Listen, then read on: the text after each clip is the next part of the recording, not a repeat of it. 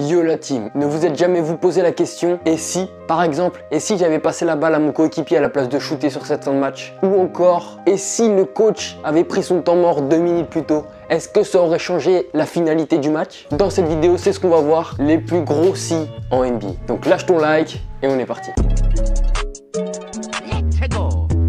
Pour le premier si, on doit revenir en 2010 chez la franchise des Indiana Pacers. En 2010, cette équipe va drafter un des joueurs qui va faire exploser, entre guillemets, leur équipe, Paul George, le numéro 24 de l'époque. Cette équipe a enfin un visage, un joueur, un franchise player pour que l'équipe se développe. Il fait son année rookie, il fait une très bonne année. Il promet évidemment pour le reste des années à venir avec cette équipe un poste 2-3 de qualité, bon défenseur shooter avec un bon physique, rien de mieux. L'année d'après, les Pacers ont le 15e choix de la draft. À cette époque, ils sont à la recherche d'un bon meneur et ils en ont repéré un. Cependant, il n'est pas présenté à la draft. Il est déjà en NBA depuis un petit moment, dans l'équipe des Spurs. Et il s'agit de George Hill. Donc les Pacers se mettent d'accord d'échanger leur choix de draft en échange de George Hill et quelques autres joueurs. Et donc ils se mettent d'accord pour choisir un joueur qui va être envoyé directement aux Spurs. Et il ne s'agit pas d'un joueur anodin. On parle tout simplement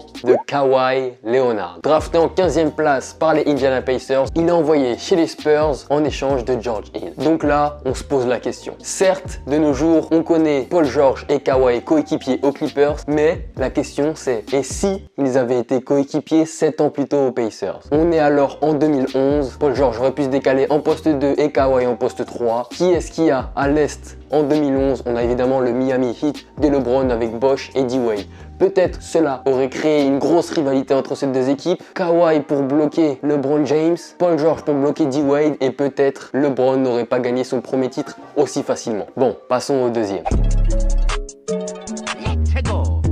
Le deuxième, c'est tout simplement et si Jordan n'avait jamais joué au baseball. Vous voyez peut-être pas là où je veux en venir pour l'instant, mais vous inquiétez pas, vous allez comprendre très vite. On connaît tous les exploits des Chicago Bulls lors des périodes Jordan et plus particulièrement lors de leur premier three-peat. Un three-peat, pour ceux qui savent pas, c'est 3 titres consécutifs. C'est quelque chose de rare et d'exceptionnel qui rentre dans l'histoire. Chicago l'a fait de la saison 91 à 93 et ce fut exceptionnel. Michael Jordan, évidemment meilleur joueur incontesté du monde à cette époque-là, se voit encore gagner les finales NBA en 93. Cependant, un événement marquant vient chambouler la carrière de Jordan. Son père décède et malheureusement, c'était un pilier pour lui. Il jouait pour son père. Son père venait le voir à chaque match. Et donc, il perdait entre guillemets sa motivation, son envie de jouer et sa détermination. En plus de ça, suite à ce three-peat, il déclare ne plus avoir rien à prouver à la ligue et décide de prendre sa retraite. Premier coup de choc pour la ligue. Ils perdent un des plus grands joueurs de l'histoire de la NBA. Jordan décide donc de réaliser un des rêves de son père qui était de jouer au baseball en professionnel. Il signe donc dans la ligue mineure de baseball aux États-Unis. Évidemment, comme on peut se l'attendre, Jordan est moins bon au baseball qu'au basket. Il fait sa saison de baseball, mais on sent qu'il lui manque quelque chose. L'appel de la balle orange survient et il décide de revenir en NBA sans que personne ne s'y attendait. Fin de saison 94, Jordan revient avec Chicago dans un premier tour de playoff face au Magic. Évidemment, après avoir formaté son corps à jouer au baseball, il n'est plus du tout apte à faire du basket. Même si ça reste Michael Jordan, il faut un temps d'adaptation. Évidemment, ils se font éliminer dès le premier tour de playoff et la saison 94 s'arrête là-dessus. Ils reviennent l'année d'après et c'est encore une année blanche vu que Chicago sans Jordan, c'est toujours moins bon et Jordan n'est pas encore apte vraiment à retrouver ses qualités athlétiques, ses qualités de jeu et de scoreur pour monter son équipe en playoff. Une année blanche supplémentaire, on passe à l'année 95. Et là, on connaît tous l'histoire, c'est reparti pour un three-peat. Jordan et Chicago marchent encore sur la ligue et gagnent encore 3 titres consécutifs. Et donc la question après tout cela, c'est et si Jordan n'avait jamais fait de baseball? Est-ce qu'ils auraient gagné 8 titres de suite? On ne saura jamais. Ou peut-être la fameuse legacy de Jordan et ses Bulls ne serait pas invaincu en finale. Peut-être pendant la saison 94, il serait allé en finale et aurait buté et aurait perdu cette finale. Et peut-être qu'il n'aurait pas gagné leurs 3 titres consécutifs par la suite. On ne le saura jamais. L'histoire a été faite ainsi et c'est déjà très bien. Bref, passons à la deuxième histoire. Pour cette anecdote, on se dirige directement vers le Texas en 2001. Cette fois-ci, on va parler de Tim Duncan. En 2001, il sort de son titre évidemment avec les Spurs, mais son contrat venait à son terme. Il avait donc un choix à faire. Soit il restait aux Spurs, soit il cherchait une autre équipe. Cet été-là, Duncan a une belle offre chez le Magic qui lui offre pas mal d'argent, avec un bon rôle dans l'équipe et un bon projet. Tim Duncan est sur le point de signer, l'offre est alléchante, le projet est intéressant, mais un détail va changer la donne. Tim Duncan avait l'habitude de voyager avec sa famille dans l'avion de l'équipe. Donc évidemment, il ne veut pas changer ses habitudes, il ne veut pas changer ses rituels. Il demande à Doc Rivers, le coach à l'époque du Orlando Magic, je veux ma famille dans l'avion de l'équipe pour chaque match. Ce à quoi Doc Rivers répond non. Et ce fut peut-être la plus grosse erreur du coach du Orlando Magic. Tim Duncan refuse donc catégoriquement l'offre du Orlando Magic, re-signe avec les Spurs, et donc là on se pose la question, et si Duncan avait signé avec le Magic? Il aurait été en équipe avec un Tracy McGrady à son prime, un Grant Hill en bonne santé, donc un gros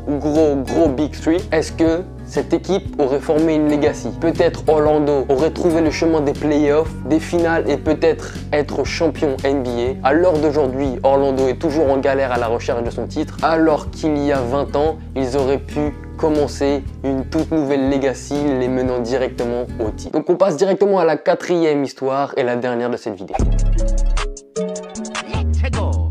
Et si Chris Paul avait rejoint Kobe aux Lakers, vous vous dites certainement que c'est une idée folle et que jamais ça aurait pu arriver. Mais ça s'est fait, croyez-moi. On revient donc en 2011, lockdown de la NBA, c'est la pagaille, la saison est décalée d'octobre à décembre. La saison reprend donc en décembre, sauf qu'avant ça, on a Chris Paul qui est aux New Orleans Hornets et qui veut partir. Sans qu'on s'y attende, à la reprise de la NBA, les New Orleans annoncent un trade. Chris Paul devrait être envoyé aux Lakers en échange de Pau Gasol et d'autres joueurs avec Houston Rockets, un trio. Bref, mais Chris Paul devait finir aux Lakers. Maintenant, vous allez me dire, bon ok, ça c'est pas fait, donc en soi, cette histoire est pas folle. Mais attendez, parce que ça c'est fait. Le general manager des Hornets à l'époque avait accepté le deal parce que dans tous les cas, Chris Paul avait dit qu'à la fin de cette année, son contrat allait se finir et qu'il ne comptait pas rester aux Hornets. Donc il a accepté ce deal. En échange, il recevait un gros joueur. Pau Gasol à l'époque était un très bon joueur et il recevait, il me semble, quelques joueurs des Rockets. Bref, donc il accepte le deal. Le deal est sur le point d'être fait, sauf petit détail, en 2010, le propriétaire de l'équipe des Hornets a revendu pour 300 millions de dollars l'équipe à la Ligue. Et le temps de retrouver un nouveau propriétaire, le propriétaire élu, entre guillemets, est David Stern, donc le dirigeant de la NBA de l'époque. Donc il avait aussi son mot à dire. Et son mot a été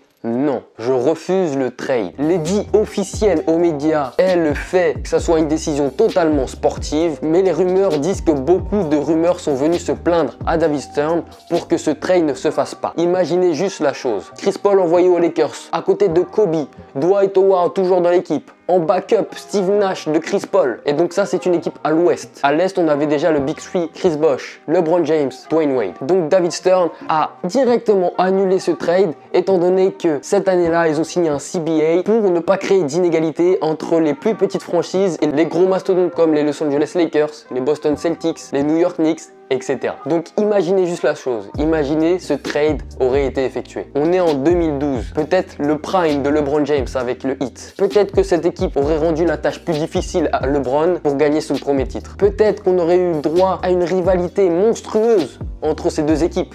En finale, l'Est contre l'Ouest, les Lakers contre le Heat, peut-être une nouvelle legacy. Imaginez aussi, Dwight Howard, se sentant bien dans cette équipe, peut-être ne serait jamais parti. Et peut-être on aurait connu un Dwight Howard encore plus monstrueux qu'on l'a connu. Encore plus, Chris Paul aurait peut-être déjà sa bague, alors qu'à l'heure d'aujourd'hui, il ne l'a toujours pas. Et un autre point, vous le savez tous, Kobe a pris sa retraite en 2016 suite à ces 2-3 dernières années entachées par les blessures et les résultats moyens. Peut-être qu'avec ces saisons monstrueuses qui auraient pu arriver avec Chris Paul, Dwight Howard, Steve Nash, peut-être qu'il n'aurait pas pris sa retraite en 2016 et peut-être qu'il aurait des bagues supplémentaires. Bref, moi cette histoire je la trouve folle. Dites-moi en commentaire laquelle de ces histoires vous avez préféré. Dites-moi aussi si vous êtes chaud à ce que je vous refasse un autre épisode. Perso, moi j'ai kiffé faire des petites recherches pour cette vidéo et même vous la raconter. Lâchez votre petit like, abonnez-vous si ce n'est pas déjà fait et on se retrouve pour une prochaine vidéo. Peace out.